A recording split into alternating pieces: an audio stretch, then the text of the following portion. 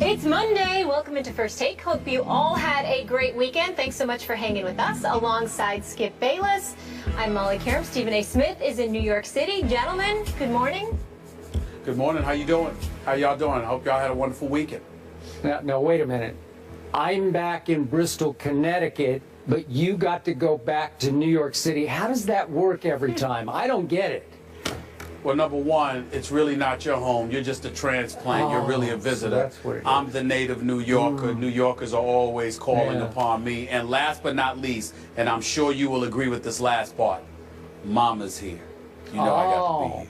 Okay. Well, the only thing I have to respond to that is, in a few minutes on this show, we get to talk about your New York Yankees. Thank you very much. Whatever. Yeah, Let's whatever. Go. Let's go. All right. Let's go. The hair looks tight, Stephen. I like the haircut. All right, we have to get into today a lot of stories here as we recap the weekend for you. As we just mentioned, the Yankees are swept by the Blue Jays in the Bronx. So Stephen A. worried about New York holding on to the AFC East. It appears he isn't. Plus, Michael Jordan has interesting comments about his former coach, Phil Jackson. But first, we begin with the association. Longtime Indiana Pacer Reggie Miller showed loyalty to his former head coach, Larry Bird, on Friday. Miller played under Bird for 3 seasons with the Pacers, making 2 All-Star games during that span.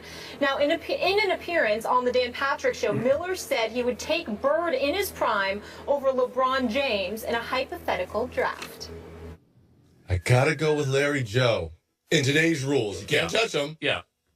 And Larry, so this is 27, 28-year-old Larry and 27, 28-year-old LeBron, right? Or is he 30 now, right? 30. Yeah. So 30-year-old Larry, 30-year-old LeBron. So Larry if he Joe. averaged 30 back then, you take Larry Joe. Larry Joe for the win. Skip, Reggie would take Bird over LeBron. Do you concur, my friend? Stephen A. Smith, I do concur. But obviously, for the record, Reggie Miller was coached by Larry Bird for 3 years with the Indiana Pacers, so you can argue there was some bias operating there. I can also argue back to him that because Reggie played for Larry Bird, he was forced to study Larry's pro career a little harder, maybe even his Indiana State college career a little harder, to come to a conclusion that he drew. And we know that Reggie Miller's never been shy about having an opinion, and I think that was spoken straight from the heart. I do agree. In a hypothetical draft, that's what they started off with, I'll take it at any age. You can do it at 18 or 22 or 26, 28, or as they finally concluded at age 30. I'm going to take Larry Bird just a little bit over LeBron James. Now, you can argue, oh, LeBron is such a superior athlete, and I will not argue back. But as an all-around basketball player, as a leader, and especially as a clutch shooting difference maker, I'm all about Larry Bird. He was a bad boy. For those of us, those in the audience who are just too young to know, bad boy. Better shooter from LeBron at any distance. Three-point shooting, percentage, whatever you want to do, and especially from the free throw line, where he often led the league in free throw percentage, did Larry Bird. Better rebounder, clearly just a little bigger, had a little more better knack under the basket for acquiring rebounds, a la Dennis Rodman as a below-the-rim 6'9" rebounder. I'll give LeBron a slight edge as an assist man, but only a slight edge because Larry Bird had the passing gift. And then we come to defense. I'll give LeBron a slight edge there, but Larry Bird, as you know, Stephen A., could wreak havoc on defense to the point that he often led LeBron in the steals category. So I'm going to give Larry a slight balancing edge there. Then we get to leadership, intangibles. They spilled over from Larry Bird, as you well know, because you're old enough to have covered him, which is why Larry Bird has 3 rings, lost 2 finals, no shame there, to Magic, Kareem, Worthy, Byron Scott, Michael Cooper, all the rest, Kurt Rambis. LeBron is now 2-4 in finals and would be 1-5 if Ray Allen hadn't made the greatest clutch shot I have ever seen in that fateful Game 6 in Miami that I do not want to discuss any further. And finally, in last year's playoffs, this got swept under the carpet. LeBron James had the lowest three-point shooting percentage in the history of the playoffs for those who took at least 100 threes. LeBron averaged 5.5 threes through his 20 playoff games last year, wound up with 22.7%, which I thought really hurt his Cavaliers last year. So would Larry Bird have shot 22% from three? No, he wouldn't have. Would he have made a lot of clutch threes? Yes, he would have. Would I take him over LeBron James to start my franchise? Yes, I would. And I don't think it's even close. Well, let me say this. I think that LeBron James is a superior athlete. I think for the first 45 to 46 minutes of a game, I don't know if there's anybody in the world that you can pick over LeBron James because he's a freak of nature, a physical freak of nature, being the fact that he's 6'8", 250 pounds, locomotive coming at you, capable of not just scoring but also defending and playing on both sides of the ball. I got to give LeBron credit where credit is due in that regard. But there's no way on earth that I'd pick him over Larry Bird in the clutch. I can tell you that much. Larry Bird was not just a superior shooter from anywhere on the court, just like you highlighted. Not only was he a near 90% shooter from the free throw line, which LeBron could never brag about, but also Larry Bird was Mr. Clutch. When the game was on the line, you knew that the ball was going in Larry Bird's hands, and there was little to nothing that you could do to stop him because he was that much of a marksman of the highest order, one of the most lethal marksmen we've ever seen in the game's history. And then there's another intangible that I'm going to throw out there. And again, you don't want to disrespect the greatness of LeBron because he's the greatest player in the world today, and he's been that for quite the last several years, and he's going to be one of the top 10 players in NBA history when all is said and done because he's already there now, and talent-wise, you could say he's top 2. But the reason why I also feel the need to side with my man Reggie Miller is because when that intangible about winning, it is something that LeBron James took years to learn. Even though he just lost in NBA Finals, I don't hold that against him at all. Kevin Love went down, then Kyrie Irving went down, and I firmly believe if those injuries had not taken place, that the Cleveland Cavaliers would be the NBA champions right now instead of the Golden State Warriors. Not to poo-poo them, but they're going to have a lot to prove that they weren't fraudulent this season, considering all the injuries that were in their face, en route to a championship. But when I look at the Cleveland Cavaliers and what LeBron James had to endure, I don't know if anybody could have overcome that, to be quite honest with you. And I just look at it from the standpoint that even though he deserves to be respected and that should not be held against him, what's undeniable, Skip, is that Larry Bird, whatever intangibles LeBron James strived to develop and ultimately did to some degree, but is still working on in terms of its completion, Larry Bird walked into the NBA with that attitude. He walked into the NBA with that gift. And there was an accountability factor that came with being on the floor with Larry Bird because there was a certain level of excellence that was expected, and there was a certain level of dereliction of duty that would not be tolerated.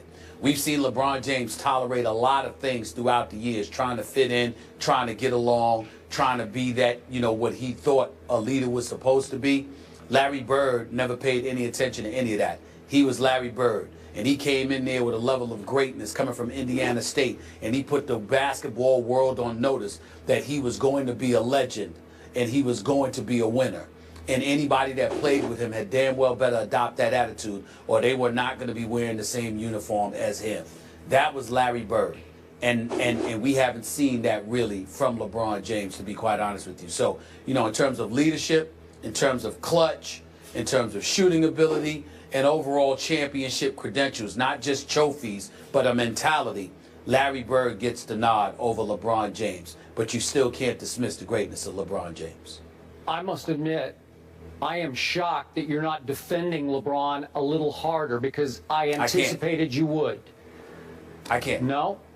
Even though the great Mark Jackson said during the playoffs that he's finally gone to the very end of the limb and he can't help himself anymore. And he said at small forward, he's got to go with LeBron over Larry Bird.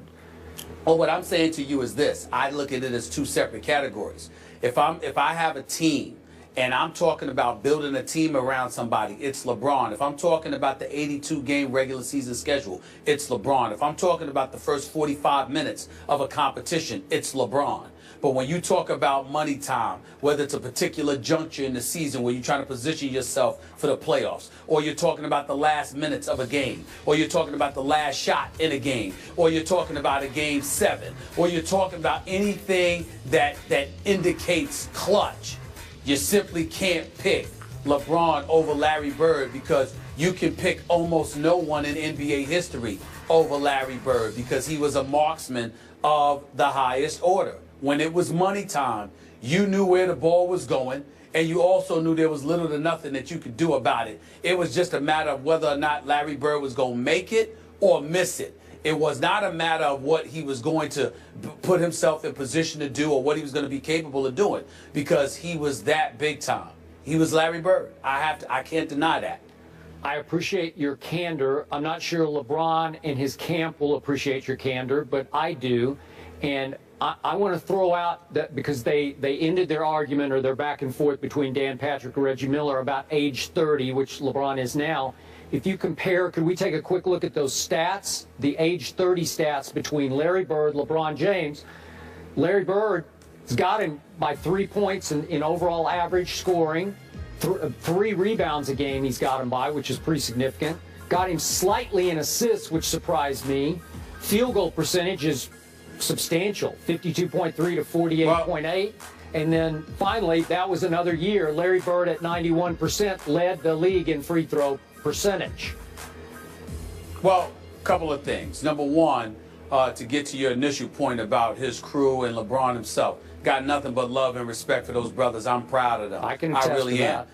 But I don't give a damn how they feel. You ask me an honest question, I'm gonna give you an honest answer. They don't cut my check. I don't work for them. Good for you. You know, I'm not.